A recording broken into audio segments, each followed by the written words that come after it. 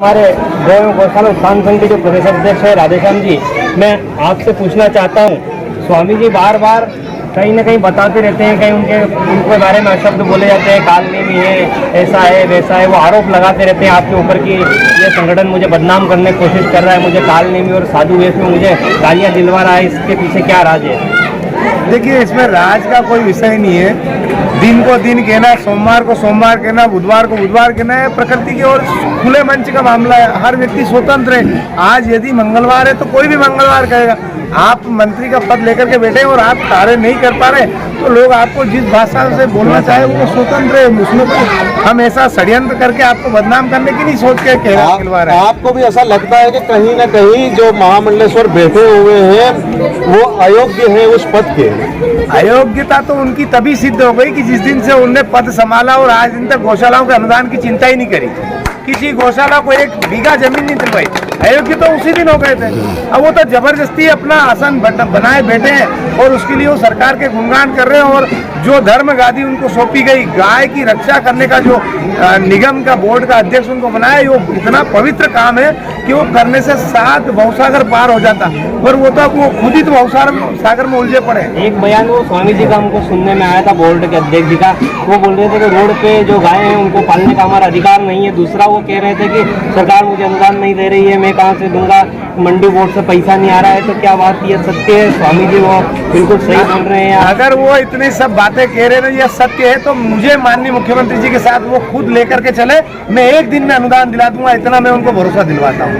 वो मुख्यमंत्री जी के सामने अपनी पीड़ा रखे तो कि मुझे ये चीजें चाहिए, वो खुद ही बात करना नहीं चाहते। क्या लगता है मुख्यमंत्री जी के सामने? मेरे को तो ये लगता है कि हमारे प्रदेश के मुख्यमंत्री जी बहुत सशक्त हैं और बहुत गंभीर है। वो गौ माता के भक्त भी हैं। हमारे प्रदेश में अनेक नेता गौ माता के भक्त हैं और वो कभी भी गौ माता के साथ अन्याय हो ऐसा चाहते नहीं। ये विभाग वाइज त्रुटियां हैं जो विभाग के मंत्री और माननीय मुख्यमंत्री तक नहीं पहुंचाते।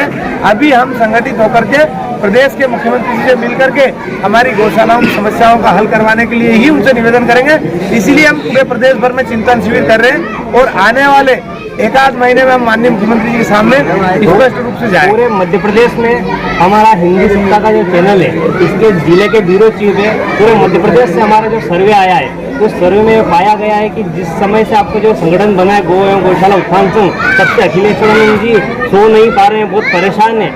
तो आपने ऐसी क्या मांग उनसे मांग ली जो बहुत ज्यादा परेशान है और चिंतित हो गए हैं? हमने तो सरकार के दिए हुए वचनों के अनुसार ही, जैसे कि उनकी घोषणा है 1 अप्रैल 2019 से कि 20 रुपये प्रतिदिन गाय को मिलेगा, वो 42 महीने में अभी तक 30 महीने के नहीं मिले।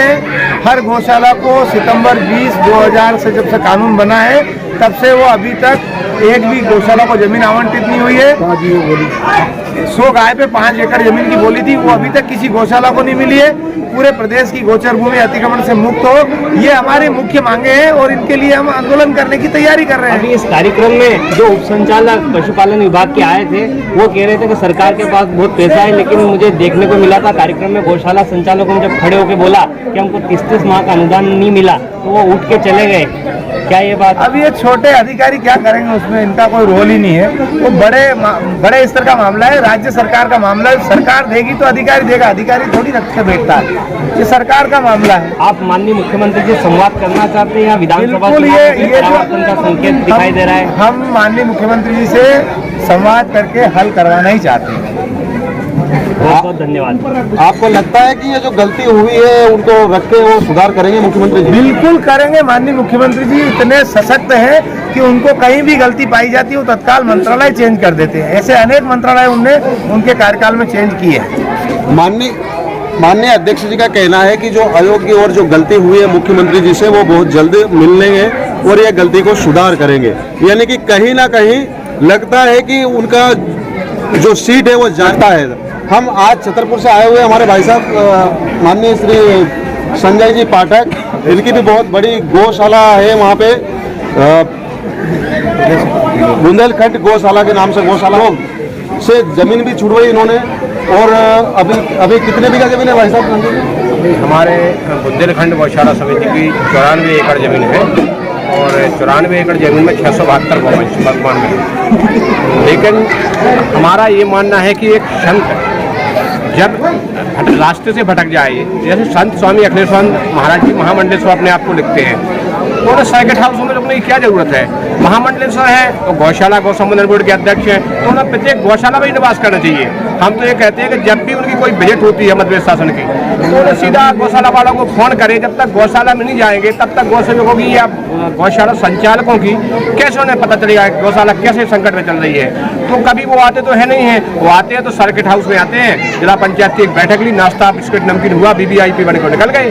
तो वो जब तक गौशाला में नहीं रुकेंगे। और मैं तो माननीय मुख्यमंत्री जी से निवेदन करूंगा कि जो भी अध्यक्ष अगला बने वो सिर्फ गौशाला में ही प्रवास करे, गौशाला में ही रुके, ऐसा हमारा सोचना है। हमें पता चला था कि जो अभी जो अध्यक्ष जो बनाया गया है वहाँ पे जो गौशालाओं का जो गौ संवर्धन बोर्ड के जो जिला के अध्यक्ष बन रहे हैं, उपाध्यक्ष कुछ बन रहे हैं, उसमें जिस व्यक्ति को लिया गया है उसके ऊपर पूर्व में कुछ केस वेस भी थे ऐसे? देखिए ये चलता रहता है, ये जिसने कभी गाय ना पाली हो, गाय के पास न गया हो, नाम आ जाते हो ऊपर से, स्वामी जी का रुकना होता है, किसी के ऊपर अपन नहीं बोल सकते ऐसा। नहीं, पेपरों में शब्द रहा है, पेपर में आया था, लेकिन अपन उनके बारे में कोई ऐसा बयान स्वामी जी अखिलेशानंद महाराज जी बोर्ड के अध्यक्ष की रिकॉर्डिंग हमको सुनने को मिली थी, हमारे चैनल के पास वो रिकॉर्डिंग आई थी। उसमें बता रहे थे संजू भाई ने जो तृतीय चिंतन शिविर कराया वो तो लोग गौशाला संघ को बेवकूफ़ बना के करा गए, वो हमारा शिष्य हमारा चेला है। क्या ये बात सत्य है कि वो आपको बेवकूफ़ बना के गौशाला? मैं ना किसी का चेला हूँ, ना सुनने में भी आया कि आप उस संगठन के प्रदेश के उपाध्यक्ष भी हैं। मैं ना किसी का चेला हूँ, ना मैं किसी का शिष्य हूँ। मैं राष्ट्रीय स्वयंसेवक संघ का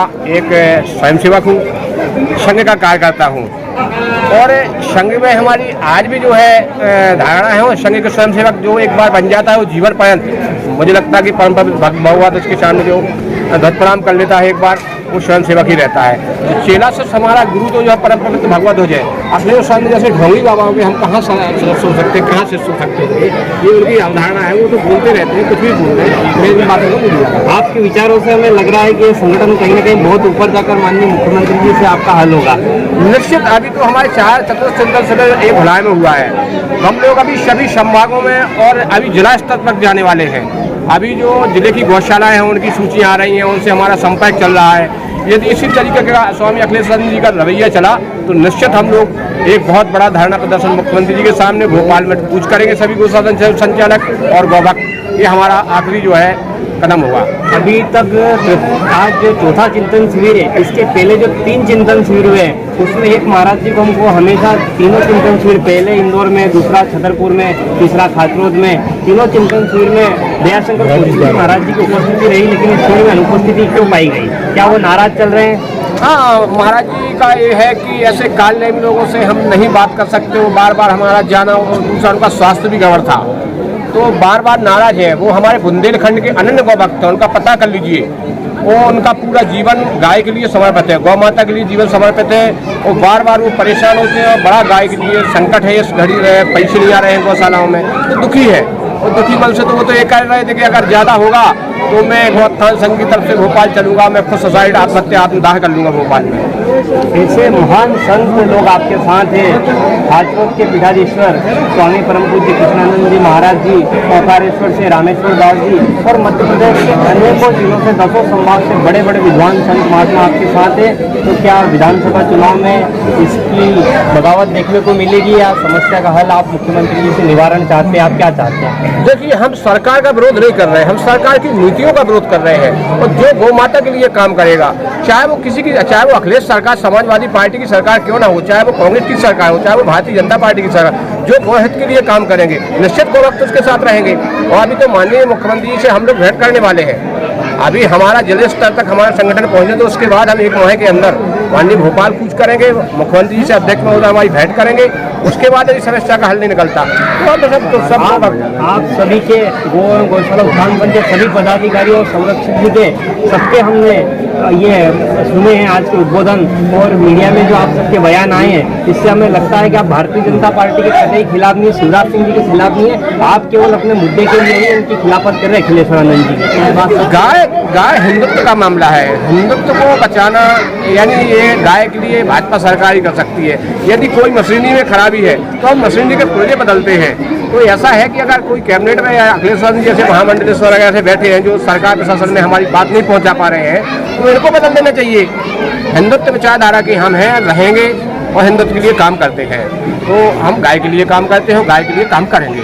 ये प्रदेश के गो एवं गौशाला उत्थान के प्रदेश के उपाध्यक्ष श्री संजय जी पाठक छतरपुर से हैं। अभी हम बात करेंगे प्रदेश के महामंत्री श्री हर्ष जी तिवारी से।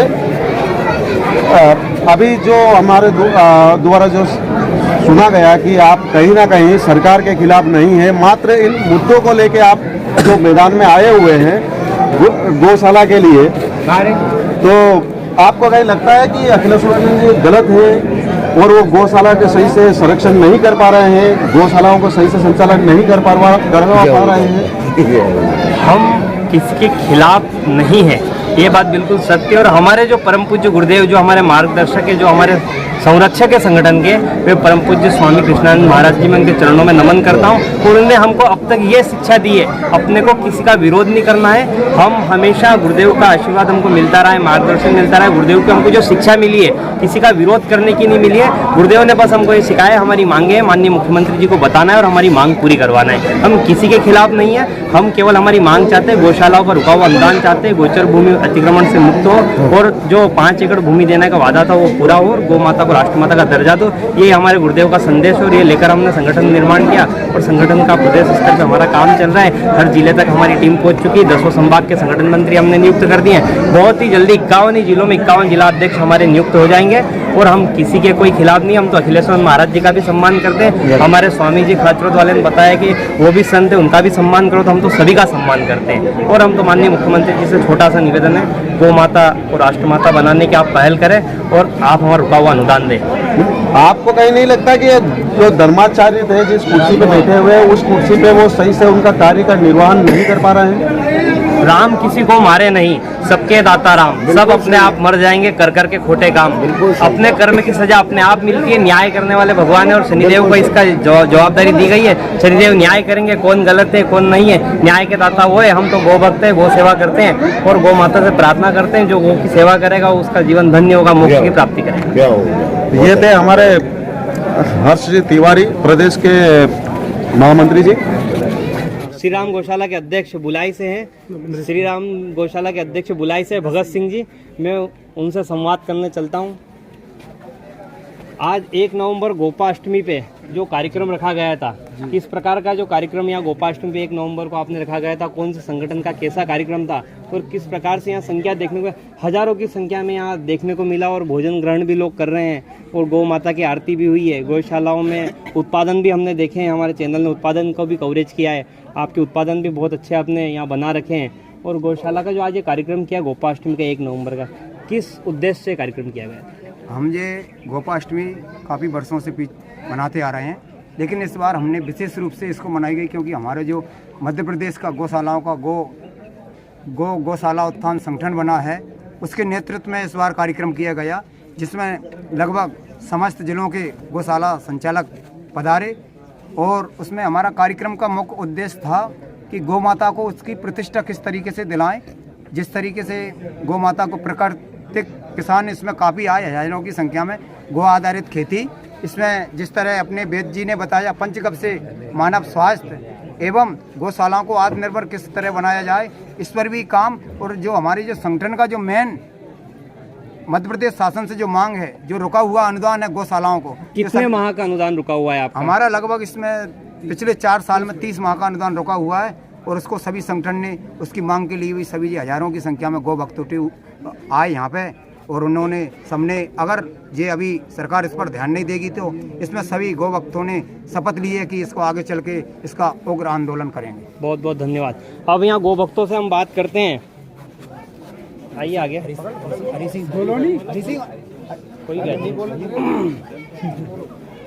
आज जो कार्यक्रम ग्राम बुलई में किया गया श्री राम गौशाला में, आज इतने साधु संत गौशाला के अंदर आए थे, क्या ऊर्जा गांव को मिलती, क्या संदेश गांव को मिला है? गांव को संदेश यही मिला है कि गाय पे सबसे पहले तो गाय की महिमा को बताया है, सभी साधु संतों के द्वारा जो मार्गदर्शन मिला है और गाय किस मतलब कैसे कैसे उपयोगी है जो हमें सबने बताया, उस पर हम गाय को पहले तो हर घर में पालने का प्रयास करेंगे।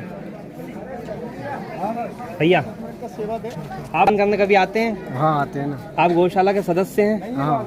गौशाला के प्रति आप अपना समर्पण पूर्ण रूप से करते हैं। आज जो साधु संतों का जो मुखारविंद से आपको अमृत वचन सुनने को मिले, आप क्या शिक्षा लेके घर जाएंगे? यही है, हम गो पालन करेंगे, घर पे गो पालन करेंगे, अपने बच्चों को सबको गाय का दूध पिलाएंगे और गौवे साकार से जुड़ेंगे। ठीक है, बहुत बहुत धन्यवाद।